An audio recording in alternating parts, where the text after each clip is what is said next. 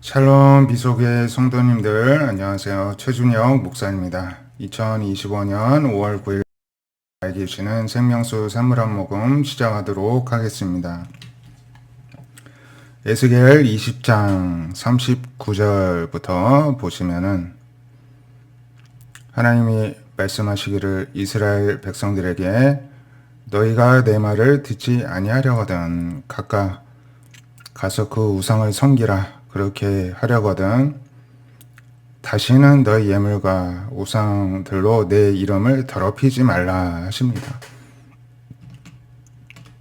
하나님께서 지금 이스라엘을 심판하셔서 지금 포로로 붙잡혀가 있는 와중에 에스겔 선지자도 지금 포로 생활을 같이 하고 있죠. 그 가운데서 하나님이 말씀을 보내셔서 그들 가운데에서 계속 회개를 촉구를 하십니다.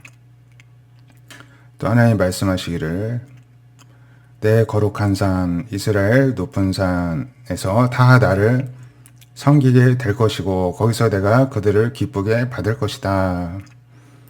거기에서 너희 예물과 너희가 드린 첫 열매와 모든 성물을 요구할 것이다. 내가 너희를 인도하여 여러 나라 가운데서 나오게 하고 흩어진 민족 여러 민족에서 모아낼 때에 내가 너희를 향기로 받고 내가 또 너희로 말미암아 내 거룩함을 여러 나라 목전에 나타낼 것이다. 하나님은 이 포로 생활을 징계를 받아서 하고 있는 가운데에서도요. 흩어진 민족 가운데서 여러 나라 가운데서 모으고 또 이들에게 제사 즉 예배를 받으심으로써 하나님의 거룩하심을 여러 나라에 보여줄 것이다. 이렇게 앞으로 하실 일을 말씀을 하십니다. 내가 내 손을 들어 너희 조상에게 주기로 맹세했던 이스라엘 땅으로 너희를 인도하여 드릴 때 그제서야 너희는 내가 여호와인 줄 알게 될 것이다. 거기서 너희 길과 스스로 더럽힌 모든 행위를 기억하고 이미 행한 모든 악으로 말미암아 스스로 미워하게 될 것이다. 하시면서 하나님의 권능을 경험한 뒤에야 비로소 진정한 회개가 있을 것임을 말씀을 해주십니다. 이스라엘 족속아 내가 너희의 악한 길과 더러운 행위대로 하지 않고 내 이름을 위하여 행한 후에야 내가 여호와인 줄 너희가 알리라. 하나님의 말씀인데요. 우리도 죄 중에 있을 때는 결코 하나님을 참되게 알아보질 못합니다. 하나님의 이름을 위해서 우리가 회개하고 돌이켜서 하나님을 위해서 무언가를 할 때 예배를 드리고 헌신을 하고 또 신앙생활을 할 때야 비로소 하나님의 권능을 경험하게 되고 또 하나님이 참 신이시라는 것을 또 경험하게 될 줄로 믿습니다. 우리도 똑같다는 것이고요. 요한계시록 6장에 보면은 요한이 이제 환상을 계속 보고 있죠. 어린 양이 예수님이 7인 중에 하나를 봉인된 것을 떼셨습니다. 그때 내가 들으니 내 생물 중 하나가 우레소리 같이 말하되 오라 해서 내가 가서 보니까 흰 말이 있는데 그 탄자가 활을 가졌고 멸류관을 받고 나가서 이기고 또 이기려고 하였다는 것이고요. 둘째인을 또 어린 양 예수님이 떼시는데 둘째 생물이 붉은 말이 나와서 땅에서 화평을 제하여 버리고 서로 죽이게 하고 또 큰 칼을 받았습니다. 어떤 종말 때에 온 앞으로 우리에게 닥칠 그런 환란을 이렇게 환상 가운데 미리 보게 해주셨다는 것입니다. 셋째인을 떼실 때에는 검은 말이 나오는데 그 탄자가 손에 저울을 가지고 있었고 한 데나리온에 밀 한 대여 한 데나리온에 보리 석대로다. 감람류와 포도주는 해치지 말라 하면서 그러니까 한 데나리온은 이제 노동자의 하루 품삯이죠. 하루 열심히 일해도 밀 한 대밖에 못 산다는 것은 엄청나게 이제 삶이 힘들게 된다는 것을 의미합니다.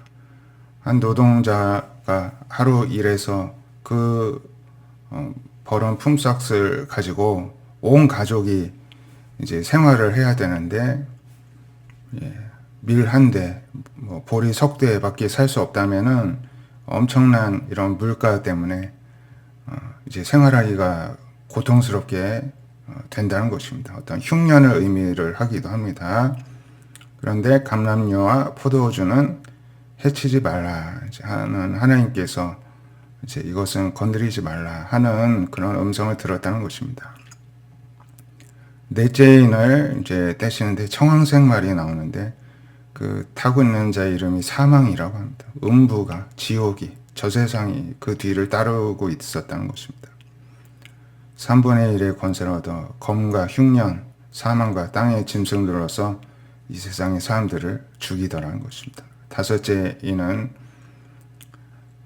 내가 보니 하나님의 말씀과 그들이 가진 증거로 말미암아 죽임을 당한 영혼들이 제단 아래에 있어 큰 소리를 불러 이르되 거룩하고 참되신 대주제여 땅에 거하는 자들을 심판하여 우리 피를 갚아주지 아니하시려 어느 때까지 하시려나이까.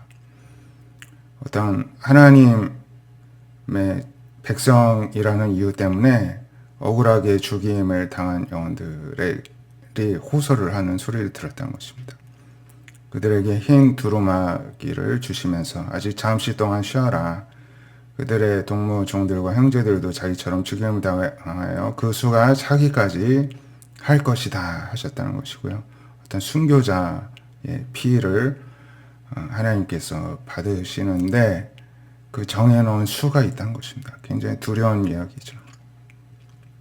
여섯째 인을 떼실 때는 큰 지진이 나고 해가 검은 털로 짠 상복처럼 아주 어두워지고 달도 온통 피처럼 붉어지고 하늘의 별들이 설익은 열매가 떨어지듯이 땅에 떨어지고 하늘은 두루마리가 말리듯 떠나가고 산과 섬이 제자리로 막 옮겨지고 땅의 임금들, 왕족, 장군들, 부자들, 강한 자들, 모든 종자유인들이 굴과 산들의 바위 틈에 숨어서 산들과 바위에게 말하되 우리에 떨어져 보호자에 앉으신 이의 얼굴에서 와 그 어린아이의 진노에서 우리를 가리라 할 정도로 두려워서 이 세상에 어떤 유력자들이 다 숨는 날이 온다는 것입니다.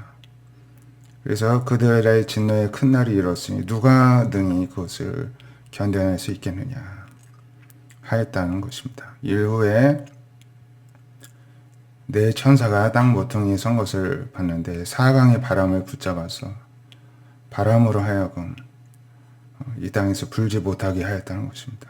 다른 천사가 살아계신 하나님의 인을 가지고 해도는 데부터 올라와서 땅과 바다를 해롭게 하여 권세를 받은 네 천사를 향하여서 소리쳐서 우리가 우리 하나님의 종들을 임하여 인치기까지 땅이나 바다나 나무들을 해하지 말라 하면서 하나님께서 이제 구원해 주시기로 작정한 사람들을 다 하나님께서 인을 치시기 전까지는 더 이상 이 세상에 어떤 땅이나 바다나 나무들을 해하지 말라 하는 소리를 들었다는 것입니다. 인침을 받은 자의 수가 이제 몇 명인지 들었는데 14만 4천 명이었다는 것입니다. 그래서 이게 정확한 뭐 숫자적인 산수적인 숫자가 아니라 굉장히 많은 수라는 것을 의미를 하는데 이것을 문자적으로 해석해서 14만 4천 명이 모이면은 종말이 온다 이렇게 지금도 주장하는 그런 이단이 있죠.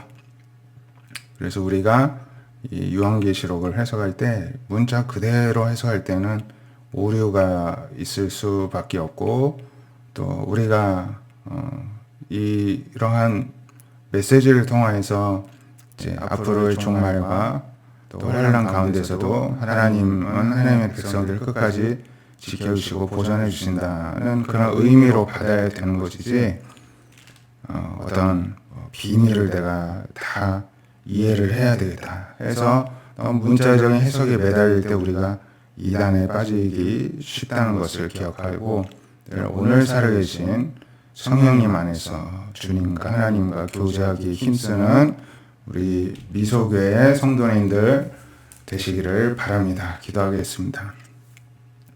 하나님께서는 우리의 온전한 예배를 받기를 원하십니다. 우리 안에 있는 모든 우상과 죄악들을 미워하고 또 그러한 죄 중에 빠졌던 우리들을 과거를 늘 잊지 않으면서 부끄러워하고 스스로 그러한 죄성을 미워하는 우리 미속의 성도님들 되게 하여 주시옵소서.